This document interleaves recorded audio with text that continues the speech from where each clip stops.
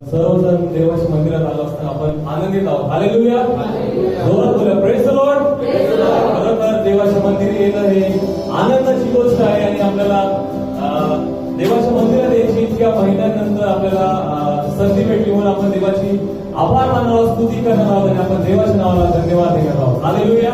तर आपण आपले डोळे बंद करू आणि आपण प्रभू येशू ख्रिस्ताकडे लक्ष केंद्रित करूया. ओ Yeshu. Hallelujah. Yes Lord. Hallelujah. Hallelujah. Oh, Yeshua. आम्ही तुझ्या मंदिरामध्ये आलो असताना तुझी स्तुती आराधना करत असताना प्रभू येशू आमच्या प्रत्येकाला तुझ्या अद्भुत सामर्थ्याने भर येशू. ओ येशू. ओ येशू. तू आम्हाला एकच सांभाळस. आमचा पुरवठा करणारा परमेश्वर तू झाला म्हणून तुझे आभार मानतो येशू. प्रभू येशू सर्व सेकंदाच्या मुलांपासून रक्षण दिलं म्हणून तुझे आभार मानतो.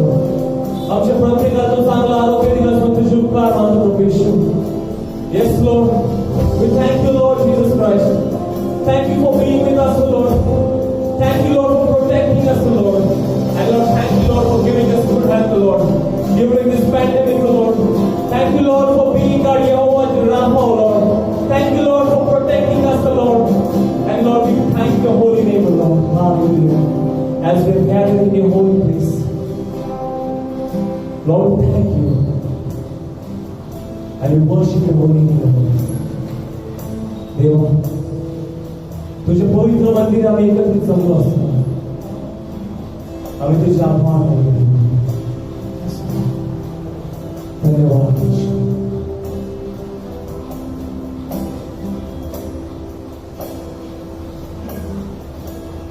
तेरे भवन में आया हूँ, दौलत पर आया हूँ. तेरे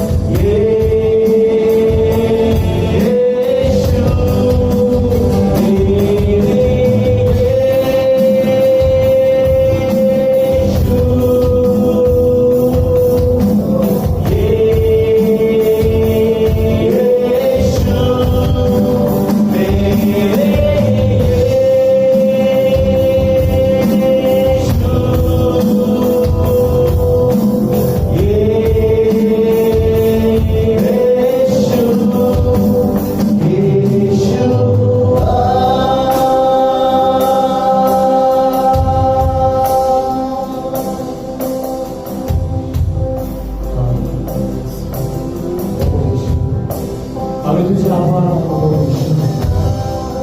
तुझ्या भवनामध्ये तू आम्हाला आणलायस म्हणून तुझे आभार मानतो येशू. चला आपण देवाचे आभार मानूया, त्याची स्तुती करूया की आजचा दिवस देवाने आपल्याला दाखवला की आपण त्याच्या मंदिरामध्ये येऊ शकतो. त्याने आपलं रक्षण केलं म्हणून आपण त्याचे आभार मानूया. हो येशू, आम्ही तुझे आभार मानतो प्रभू येशू. आज कित्येक लोक असे की जे आजचा दिवस पाहू शकले नाही, पण देवाने आपल्याला त्याची कृपा केली आहे. त्याने आपलं रक्षण केलंय म्हणून आपण त्याचे आभार मानणार आहोत. हो येशू, आम्ही तुझे आभार मानतो प्रभू येशू. Hallelujah, hallelujah. स्तुती, धन्यवाद प्रभू येशू. धन्यवाद आमच्या राजा. आम्ही तुझी स्तुती धन्यवाद करतो प्रभू येशू. हालेलुया. हो प्रभू येशू, तुझं माझं दुसरं कोणीच नाही प्रभू येशू. Hallelujah, hallelujah, hallelujah. धन्यवाद येशू, धन्यवाद आमच्या राजा. तू महान तुझा परमेश्वर आहे. तू आमचा यहोवा ईरे आहे. तू आमचा पुरवठा करणारा परमेश्वर आहे प्रभू येशू. हो प्रभू येशू, तू आम्हाला अनाथाचं सोडलं नाही, तर तू आमचं रक्षण करतो म्हणून तुझे आभार मानतो. Lord, I thank you, Lord. Thank you, Lord, for being with us, Lord. Thank you, Lord, for being like Jehovah Jireh, Lord. Thank you, Lord, for providing for us, Lord. Hallelujah. Thank you, thank you, Lord. We thank your holy name, Lord Jesus Christ. Hallelujah. The Lord who is with us, who is my Jehovah Jireh, who provides for me, who gives everything to me, Lord. Lord, I praise the holy name, Lord. I praise the holy name, Lord Jesus Christ. Hallelujah, hallelujah, hallelujah. Yes, Lord. Hallelujah, hallelujah. Oh, येशू, इथून पुढे सर्व आपल्या समर्पित करतो आमच्या राजा. आमच्या संपूर्ण भक्तीचा ताबा तू दे. काही प्रभू येशू, आमच्या एकत्रित येण्यात आले. तुझं नाव उंचावलं, तुझं गौरव म्हणजे प्रभू येशू, आणि तुझी स्तुती होते प्रभू येशू. ही संपूर्ण वेळ प्रभू येशू ख्रिस्त यांच्या मौल्यवान हातात समर्पित करून ही प्रार्थना विनंती येशू ख्रिस्ताच्या नावामध्ये मागतो म्हणून तो आहे. Amen. Hallelujah. Praise the Lord. Praise the Lord. आज देवाच्या घरामध्ये असताना किती लोक आनंदित आहेत की आपण we are here and we are glad. हात थोडे अर्धवट दिसत आहेत. किती लोक आनंदित आहेत की खरोखर आम्हाला देवाच्या घरात जायची संधी भेटली आहे. हालेलुया. आणि स्तोत्रकर्ता दावीद म्हणतो स्तोत्र 122 मध्ये की जेव्हा ते मला म्हणाले की आपण परमेश्वराच्या घरात जाऊ तेव्हा मला आनंद झाला. हालेलुया. आमच्या प्रत्येकाला जेव्हा ही न्यूज समजली की आपल्याला आता चर्च उघडणार आहे, चर्च मध्ये जाऊन भक्ती करायला भेटणार आहे, प्रार्थना करायला मिळणार आहे, तेव्हा आपल्या प्रत्येकाला आनंद झाला असेल. खरोखर माझी खात्री आहे. हालेलुया. आपण जागरण उभा करूया आणि आपण देवाचे आभार मानणार आहोत, आनंद करणार आहोत, जयघोष करणार आहोत आणि आपण आपल्या देवाचे धन्यवाद करणार आहोत.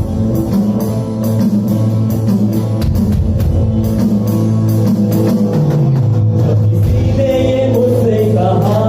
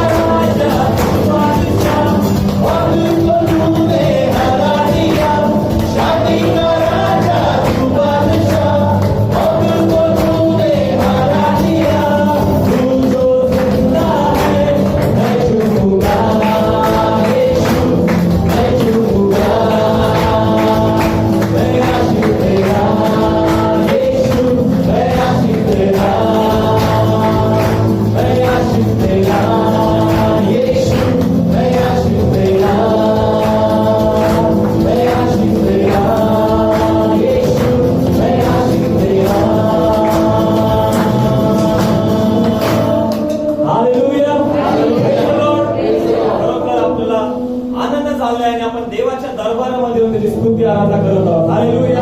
आपल्या मनामध्ये जो आनंद आहे तो पण आपण त्याजवळ आलो आहोत, कारण की संपूर्ण ड्युरिंग दिस पॅन्डेमिक टाइम देवाने आपल्याला सांभाळलं, त्याने आपलं रक्षण केलं आणि त्याने आपल्याला काय होतं, सर्व सैतानाच्या हल्ल्यापासून त्याने आपल्याला वाचवलंय. हालेलुया. कारण की तो वचन म्हणतं की तो आपल्या जीवाचं रक्षण करतो. Praise the Lord. त्याचे जे विश्वासाने लोक आहेत, त्याचे जे नीतिमान लोक आहेत, त्यांच्या जीवाचं तो रक्षण करत आहे. हालेलुया. हो जय जयकार, जय जयकार करे. हो जय जयकार, जय जयकार करे. हो जय जयकार, जय जयकार करे. हो जय जयकार, जय जयकार करे. हो हमारा राजा राजा,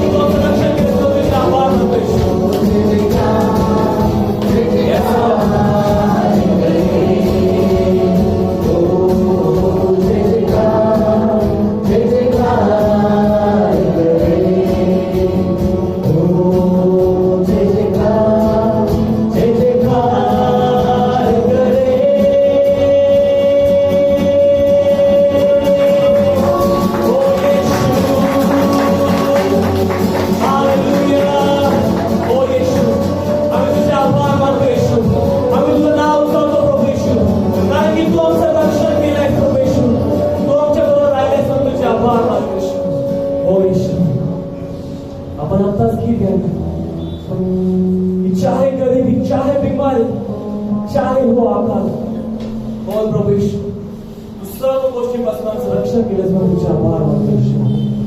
धन्यवाद प्रभू येशू. धन्यवाद आचार्य. हो परमेश्वर, तू आमचं रक्षण घेतस, सैतानाच्या हल्ल्यापासून तू आम्हाला वाचवलंस, म्हणून तुझे आभार मानतो. धन्यवाद ईश्वर, धन्यवाद परमेश्वर.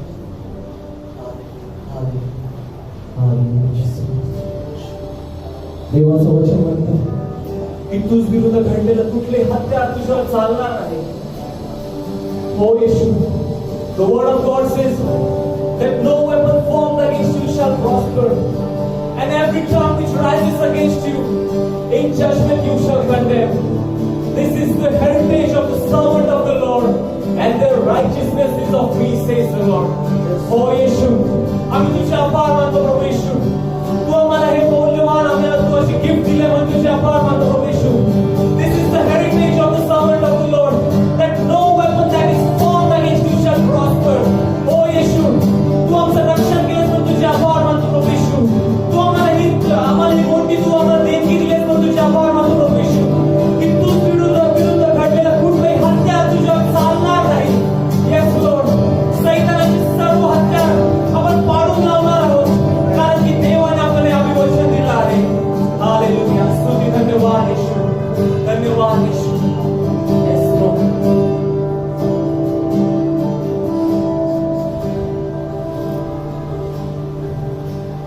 तेरे शत्रु का निशाना तुझ पर होगा ना सफल. तेरे शत्रु का निशाना तुझ पर होगा ना सफल. आंखों की पुतली जैसे वो रखेगा तुझको हर पल. आंखों की पुतली जैसे वो रखेगा तुझको हर पल.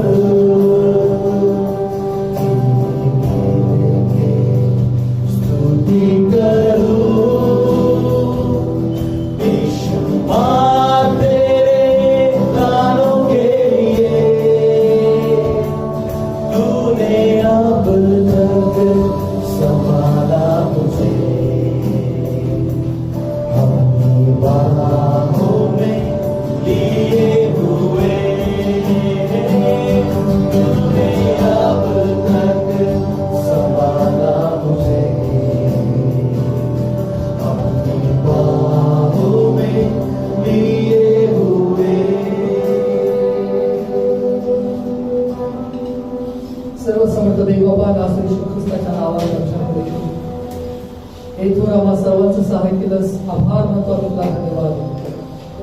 या सर्व वर्षभराच्या काळात प्रभू तुझ्या कृपेचा, तुझ्या चांगुलपणाचा, दयेचा अनुभव केलास.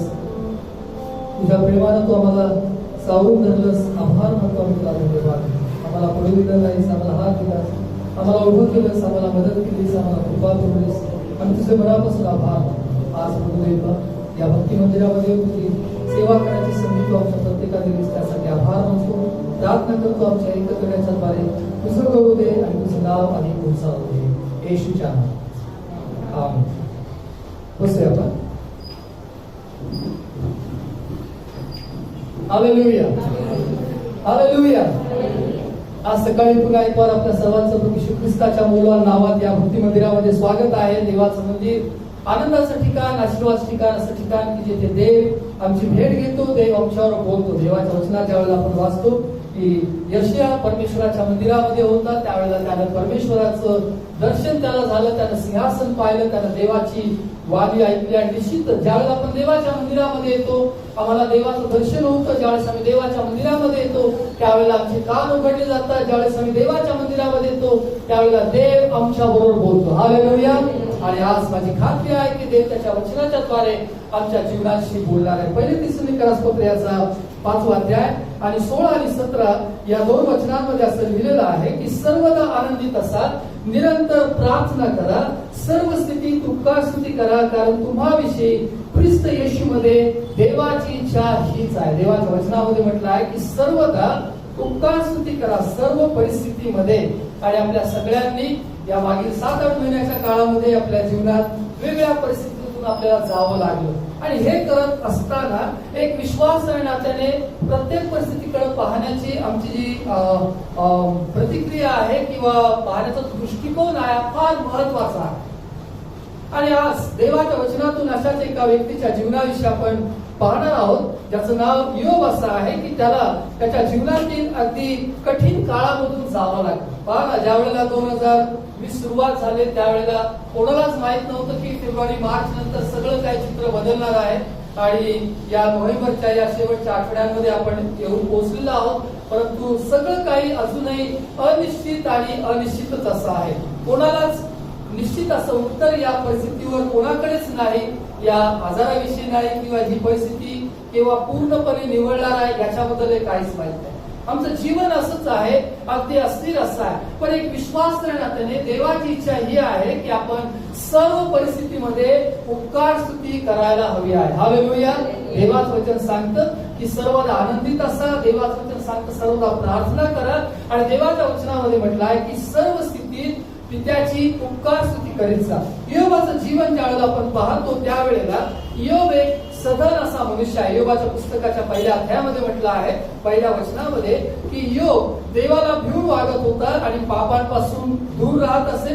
5व्या वचनामध्ये असं म्हटलं आहे की तो दररोज परमेश्वराला काही अर्पण करत होता आणि हा त्याचा दिनक्रम होता. म्हणजे प्रार्थना करायची, देवाला घाबरून राहायचं किंवा भिवून राहायचं आणि पापांपासून दूर राहायचं. आणि हे केल्यामुळं परमेश्वर देवाने योबाला आशीर्वाद दिला. पहा, ज्या वेळेला आपण परमेश्वराची प्रार्थना करतो, ज्यावेळेला आपण देवावर विश्वास ठेवून जीवन जगतो, ज्यावेळेला आपण पापाला पाप म्हणतो, वाईट गोष्टीला वाईट असं म्हणतो, त्याच्यापासून आपण दूर राहतो, त्यावेळेला त्याचे आशीर्वाद आम्हाला आमच्या जीवनामध्ये पाहायला मिळतात. योबाच्या बाबतीमध्ये असंच आहे की परमेश्वर देवाने योबाला आशीर्वाद केलं. आणि या 9व्या वचनामध्ये, 10व्या वचनामध्ये, 9 आणि 10 वचनामध्ये सैतान जो आमचा विरोधक आहे, जो आमचा परीक्षा घेणारा आहे, या सैतानाने योबाचं जीवन पाहिलं. आणि स्वतः सैतान देवाला असं म्हणत आहे योबाविषयी की तो आणि त्याचं घर आणि त्याचं सर्वस्व या भोवती तू कुंपण घातलं आहे ना, तू त्याच्या हातास यश दिले आहे ना, देशात त्याचे धन वृद्धी पावत आहे ना. ज्या वेळेला योब परमेश्वराचं भय बाळगून जीवन जगत होता त्यावेळेला परमेश्वर देवाने त्याला आशीर्वाद दिला. कोणकोणत्या बाबतीमध्ये त्याला आशीर्वाद दिला तर देवाचं वचन सांगतं की देवाने त्याच्या भोवती एक कुंपण घातलं, त्याच्या घराभोवती म्हणजे त्याच्या कुटुंबाच्या भोवती, त्याचं सर्वस्व म्हणजे त्याची जी मालमत्ता आहे याच्या भोवती देखील परमेश्वराने एक सुरक्षित कुंपण घातलेलं आहे. एक असं कुंपण प्रत्येक विश्वासाच्या भोवती आहे की जे आमच्या डोळ्याने आम्हाला दिसत नाही. आमच्या डोळ्याने आम्हाला देवदूत दिसत नाही, परंतु देवाचं वचन सांगतं परमेश्वराचं भय धरण्यासभोवती त्याचा देवदूत छावणी देतो आणि त्यांचं रक्षण करतो. हालेलुया. जरी आम्ही डोळ्याने देवदूताला पाहत नाही, परंतु देवाच्या वचनावर विश्वास ठेवतो की देवाचा देवदूत आमच्या भोवती छावणी देतो. म्हणजे एखाद्या सैनिकाप्रमाणे तो अगदी तत्पर आहे, आमच्यावर कुठलाही हल्ला होऊ नये याची तो काळजी घेतो आणि तो आमचं रक्षण करतो. म्हणजे देवाचा देवदूत आमच्या भोवती छावणी देतो आणि तो आमचं संरक्षण करतो. परमेश्वराचं एक सुरक्षित कुंपण आमच्या प्रत्येकाच्या जीवनाभोवती आहे, आमच्या मालमत्तेच्या भोवती आहे, आमच्या कुटुंबाच्या, आमच्या लेकरा बाळांच्या भोवती आहे. एवढंच नाही तर पुढे सैतान असं योबाविषयी म्हणतो की तू त्याच्या हातास यश दिलं आहे. पहा, ज्यावेळेला आपण देवाची प्रार्थना करतो, परमेश्वराचं भय बाळगतो, त्यावेळेला देव आमच्या हाताला यश देतो. म्हणजे जे काही काम आम्ही हाती घेतो या कामामध्ये परमेश्वर आम्हाला यशस्वी करतो. आम्हाला जर एक यशस्वी पुरुष किंवा यशस्वी स्त्री व्हायचं आहे तर आपण देवाला आपल्या जीवनामध्ये प्रथम स्थान देणं महत्वाचं आहे. ज्यावेळेस आपण देवाला पहिलं स्थान देतो त्यावेळेला परमेश्वर आम्हाला यशस्वी करतो. आणि पुढे म्हटलं आहे की देशात त्याचे धन वृद्धी पावत आहे. म्हणजे त्याचा पैसा वाढत आहे, त्याचं धन वाढत आहे. देव आम्हाला आशीर्वाद देतो, तो आमचा वैयक्तिक आशीर्वाद आम्हाला देतो, आमच्या लेकरा बाळांना आशीर्वाद देतो. एवढंच नाही तर तो आमच्या हातच्या कामाला यश देतो. परमेश्वर आमचा मालमत्ता जी आहे, आमचा पैसा पाणी आहे तो वाढवतो आणि देव आम्हाला सर्व बाबतीमध्ये समृद्ध करतो. का ज्या वेळेला जेव्हा आपण परमेश्वरावर विश्वास ठेवून जीवन जगतो, ज्या वेळेला आपण देवाचं भय बाळगतो, ज्या वेळेला आपण देवाची प्रार्थना करतो, त्यावेळेला हे सर्व आशीर्वाद आमच्या जीवनामध्ये आमच्या बरोबर राहतात. मग आता याची दुसरी बाजू आपण पाहूया. हे सगळं आहे, परंतु तरीही योबाला माहित नाही की एक दिवशी ह्या सगळ्या गोष्टी माझ्यापासून निघून जाणार. जे काही आशीर्वाद आहे, ज्या काही भौतिक गोष्टी आहेत, ह्याच गोष्टी आमच्यासाठी महत्वाच्या नाही, तर देणारा देव हा फार महत्वाचा. योबाच्या जीवनातून एक चांगली गोष्ट आम्हाला शिकायला मिळते की कशा प्रकारे आपण सर्व परिस्थितीमध्ये देवाचे आभार मानायला शिकलं पाहिजे. जे की पहिले तेसलोनिकरांच्या पत्राच्या 5व्या अध्याय आणि 17 वचनामध्ये म्हटलं आहे की सर्व स्थितीत देवाची उपकार स्तुती करत जा, सर्व स्थितीमध्ये. मग या पहिल्या अध्यायात आम्ही वाचतो की पुढे असं झालं की सैतानाने देवाची परवानगी घेतली, कारण देवाच्या परवानगीशिवाय सैतानाला देवाच्या लोकांना काहीच करता येत नाही. आणि हे आम्हाला पाहायला मिळतं की सैतानाला देवाने परवानगी दिली, आणि म्हणून मग आता योबाच्या जीवनावर एका पाठोपाठ एक 4 हल्ले झाले. काय झालं तर पहिल्या 15 वचनामध्ये म्हटलं आहे की त्याचे जे काही कामगार आहेत किंवा जे गडी आहेत ते सर्व मारून टाकण्यात आले. 16 वचनामध्ये सांगितलं की आकाशातून अग्नीचा वर्षाव झाला आणि मेंढरे आणि गडी सगळी जाळून भस्म झाले. त्यानंतर 17 वचनात सांगितले की त्याचे जे गडी आहेत त्यांना तलवारीच्या धाऱ्याने त्यांना परत मारून टाकलं. त्यानंतर 18 वचनामध्ये सांगितले की त्याचे मुलं जे आहेत त्यांच्यावर घर कोसळलं आणि ते सगळे मरण पावले. एका पाठोपाठ एक 4 वाईट बातम्या योबाच्या जीवनात त्याला ऐकायला मिळाल्या. आता या वचनाकडे आपण परत येऊया की जिथे देवाचं वचन सांगतं सर्व स्थितीत पित्याची उपकार स्तुती करीत. ज्या वेळेला आशीर्वाद आहे, ज्या वेळेला सगळं काही चांगलं आहे, त्यावेळेला देवाची उपकार स्तुती करणं एक वेगळी गोष्ट आहे. परंतु ज्या वेळेला सगळं काही गमावलं आहे, अशा परिस्थितीमध्ये देवाची उपकार स्तुती करणं, देवाचे आभार मानणं एक वेगळी गोष्ट. आणि विश्वास करण्याने नात्याने हेच महत्वाचं आहे की आम्ही परिस्थितीला कशा प्रकारे तोंड देत आहोत. आणि हे आमचं ज्याला म्हणूया की आध्यात्मिक प्रगल्भता, की सगळं चांगलं असताना तर आम्ही हालेलुया प्रेज द लॉर्ड म्हणून, सगळं चांगलं असताना देवाचे आभार मानू, परंतु काही नसताना देवाचे आभार मानणं हे खूप महत्वाचं आहे. आणि देवाचं वचन आम्हाला हे शिकवतं. देवाचं वचन सांगतं सर्वदा आनंदित असा, निरंतर प्रार्थना करा, सर्व स्थितीत देवाची उपकार स्तुती करीत जा. आणि योबाच्या जीवनामध्ये आपण वाचतो की ज्यावेळेला असं सगळं झालं त्यावेळेला 20 वचनामध्ये सांगितलं की तेव्हा योबाने उठून आपला झगा फाडला, आपले डोके मुडले आणि भुईवर पालथे पडून देवाला दंडवत घातले. तो म्हणाला मी मातेच्या उदरातून नग्न आलो आणि तसाच जिथून नग्न आलो तिथे परत जावायचं आहे. परमेश्वराने दिले, परमेश्वराने दिले, धन्य परमेश्वराचं नाव.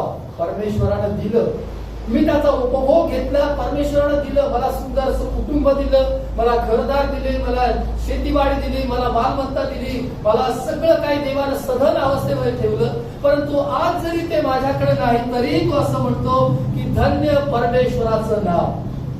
आज जरी माझी लेकरं माझ्यामध्ये नाही तरी देवा मी तुझे आभारच मानतो. आज जरी माझे जे सर्व नोकर चाकर आहेत त्याचं नुकसान झालेलं आहे तरी देवा मी तुझे आभारच मानतो. आज जरी मी एक निर्धन असा व्यक्ती झालेलो आहे तरीही देवा मी तुझे आभारच मानतो. आणि आमच्या प्रत्येकाच्या बाबतीत देवाची इच्छा हीच आहे. फक्त चांगल्या परिस्थितीतच नाही तर प्रत्येक परिस्थितीमध्ये देवाचे आभार मानणं खूप महत्वाचं. योबाच्या जीवनातून आम्हाला ही गोष्ट पाहायला मिळते की त्यानं म्हटलं की परमेश्वराने दिलं, परमेश्वराने दिले, धन्य परमेश्वराचं नाव. आणि 22व्या वचनामध्ये म्हटलं आहे की या सर्व प्रसंगात योबाच्या हातून पाप झाले नाही व अनुचित कृत्य केल्याचा आरोप त्याने देवावर केला नाही. त्याने देवावर आरोप केला नाही. अनेकदा एक मनुष्य नात्याने ज्यावेळेला जीवन कठीण आहे, जीवनामध्ये कठीण प्रसंग आहेत, त्यावेळेला नकळत कुठेतरी आमच्या मनातून शब्द येतात, आमच्या ओठातून शब्द निघतात की देवा असं का केलं आणि हे माझ्याच बाबतीमध्ये असं का झालं. पहा ना, योबाला देवाला तक्रार करायला पुष्कळ कारण आहेत की देवा मी रोज प्रार्थना करतो, मी तुझं भय बाळगतो, मी दररोज तुला अर्पण देतो, दररोज माझ्या लेकरा बाळासाठी मी अर्पण करतो, मग माझ्याच बाबतीमध्ये असं का झालं. असं अनेक गोष्टी योग करू शकला असता, परंतु एक आत्मिक प्रगल्भ व्यक्ती आपण पाहतो या जीवनामध्ये, एक प्रार्थना करणारी व्यक्ती, एक देवा विश्वास देऊन जीवन जगणारी व्यक्ती, की जरी या सगळ्या गोष्टी माझ्या जीवनामध्ये झाल्या तरीही मी देवावर आरोप करणार नाही. आणि आज सकाळी देवाचं सेवक आहे मला तुम्हाला सांगायचं आहे की प्रगल्भता हीच आहे की जीवन कठीण असलं तरीही देवाला दोषारोप देऊ नका, देवाला नाव ठेवू नका, देवावर आरोप करू नका. तर एवढंच म्हणा की देवा मला माहित नाही परिस्थिती काय आहे माझ्या जीवनामध्ये, परंतु प्रत्येक परिस्थितीमध्ये मी उपकारस्तुती करण्याचं ठरवलंय. हालेलुया. हे एक विश्वासाची प्रतिक्रिया आहे. एक विश्वासणारा अशा प्रकारे प्रत्येक परिस्थितीला तोंड देतो. मग कदाचित आमचा बँक बॅलन्स कमी झाला असेल या सर्व 7-8 महिन्याच्या काळामध्ये, कदाचित आमच्यावर काही कर्ज झालं असेल, कदाचित काही आजाराच्या समस्या असतील किंवा नातेसंबंधामध्ये काही समस्या असतील. आम्हाला माहित नाही असं सगळं का झालं, परंतु आम्हाला एकच गोष्ट माहित आहे की ज्या देवावर आम्ही विश्वास ठेवलेला आहे त्या देवाच्या वचनामध्ये म्हटलं आहे की येशूवर विश्वास ठेवणारा कोणी फजित होणार नाही. हालेलुया. ज्यावेळेस आम्ही येशूवर विश्वास ठेवलेला आहे, जरी परिस्थिती आमच्या मनाविरुद्ध आहे, जरी आम्हाला हव्या त्या गोष्टी आमच्या मनासारख्या होत नाही, तरी लक्षात ठेवा की देवाने आमचा त्याग केलेला नाही, देवाने आम्हाला सोडून दिलेलं. कारण त्याच्या वचनामध्ये त्याला असं म्हटलं आहे, युगाच्या समाप्तीपर्यंत मी सदोदित तुम्हाबरोबर असेल, मी तुला सोडून जाणार नाही, मी तुला टाकणार नाही. आणि हे आमच्यासाठी पुरेसं. योग या सर्व परिस्थितीमध्ये तो कोसळून गेला नाही, तो उन्मळून पडला नाही, तर त्यानं उठून तो उभा राहिला. त्यानं परमेश्वराला दंडवत घातलं, परमेश्वराचे आभार मानले, परमेश्वराला धन्यवाद दिला. त्यानं देवावर कुठल्याच प्रकारे परमेश्वरावर त्याने देवाने असं का केलं म्हणून आरोप केला नाही. आणि दुसरा अध्याय आणि 10 वचनामध्ये म्हटलंय की या सर्व प्रसंगी योबाने आपल्या वाचेने काही पाप केले नाही. वाचा म्हणजे आपले शब्द, आपली जीभ, की त्याने देवाविरुद्ध पाप केलं. तो देवाविरुद्ध काही बोलला. एक आत्मिक प्रगल्भ असणाऱ्या व्यक्तीचं लक्षण आहे. होय, जीवन कठीण आहे. अचानक तुम्हाला मेल येतो की उद्यापासून तुमचा पगार आहे 25% कपात झालेले आहे. अचानक तुम्हाला मेल येतो की उद्यापासून तुमचं काम गेलेलं आहे, तुम्ही दुसरी नोकरी शोधू शकता. सगळ्या गोष्टी अनिश्चित आहेत. पण एक गोष्ट लक्षात ठेवा, देव आणि त्याचं वचन कधीच बदलत नाही. हालेलुया.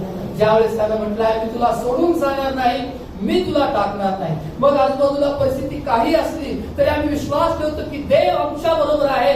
त्याने मला या मागच्या 8 महिन्यामध्ये सोडलेलं नाही, तो आजही आहे आणि पुढेही तो माझ्यावर असणार आहे. तो मला सोडून जाणार नाही. हालेलुया. आणि योबाच्या जीवनात आज सकाळी आपण हेच पाहत आहोत. देवाचं वचन सांगतं, सर्वदा आनंदित असा, निरंतर प्रार्थना करा, सर्व परिस्थितीमध्ये देवाची उपकारस्तुती करत जा, कारण तुमच्याविषयी ख्रिस्त येशूमध्ये देवाची इच्छा हीच आहे. देव ज्यावेळेला स्वर्गातून आमच्याकडे जीवन पाहतो, त्यावेळेला देवाची इच्छा ही आहे की त्याच्या लोकांनी या कठीण परिस्थितीमध्ये देवाचे आभार मानावे, वचनावर विश्वास ठेवून जीवन जगावं, त्याची स्तुती आराधना करावी, त्याच्या विरोधात पाप करू नये, त्याच्यावर आरोप करू नये. आणि ज्यावेळेस आम्ही अशा प्रकारचं जीवन जगणार आहोत, देव आमच्या या सर्व परिस्थितीमधून तो आम्हाला बाहेर आणण्याकरता समर्थ आहे. कारण योबाच्या पुस्तकाच्या शेवटच्या अध्याय ज्यावेळेस आम्ही येतो 42व्या अध्यायामध्ये, त्यावेळेस आम्हाला पाहायला मिळतं की जे काही योबाची पूर्वीची मालमत्ता होती, योबाच्या पुस्तकाचा 42वा अध्याय आणि 10 वचन सांगते की पूर्वी योबाची मालमत्ता होती, तिच्या दुप्पट परमेश्वराने त्याला दिली. हालेलुया. देवाचं वचन सांगतं की योबाचं जे काही पूर्वीचं होतं त्याच्यापेक्षा डबल देवाला दिलं. काही वेळेला आम्हाला असं वाटेल की हे 8 महिने आमचं खूप नुकसान झालेलं आहे, पण या योबाच्या देवावर विश्वास ठेवा की जो आम्हाला सगळं काही दुप्पट देण्याकरता समर्थ आहे. हालेलुया. तो सगळं काही आम्हाला भरपाई करून देण्याकरता समर्थ असा देव आहे. फक्त आपण विश्वासामध्ये टिकून राहूया, प्रार्थना करूया, देवाच्या इच्छेप्रमाणे जीवन जगूया, देवाची आमच्या जीवनाबाबत इच्छा काय ती समजून घेऊया. आणि ज्यावेळेला आपण आनंदित असणार आहोत, प्रार्थना करणार आहोत, देवाची उपकारस्तुती करणार, माझी खात्री आहे की देवा आमच्या प्रत्येकाचं जीवन आशीर्वादित आणि आशीर्वाद केल्याशिवाय राहणार. चला यावेळेस आपण प्रार्थना करूया, आपले डोळे आपण बंद करूया, शिर खाली लावूया आणि आपल्या जीवनाबद्दल आपण देवाचा आभार मानूया, त्याची स्तुती करूया. हालेलुया. हालेलुया. हालेलुया. हालेलुया. धन्यवाद. हालेलुया.